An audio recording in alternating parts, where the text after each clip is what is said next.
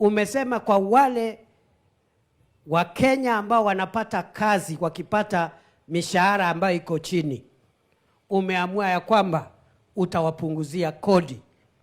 Na mimi nakushukuru Rais kwa sababu umetangaza ya kwamba unaleta mabadiliko kule bungeni ya kisheria. Ndio wale ambao ni wa Kenya 1.5 milioni ambao wanapata chini ya shilingi 30,000, hao hawatalipia pesa ya kodi ya pay as you earn.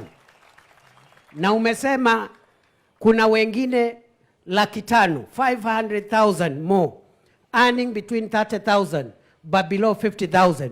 Pia utapunguza kodi yao itoke 30% ikuje 25%. Rais Ruto ni fire si fire? Ni noma si noma? Anatuletea mambo ya nyota, anatutengenezea kazi kwa ground, kazi mtandaoni, kazi majuu, na anapunguza kodi kwa wale ambao mapato yao iko chini.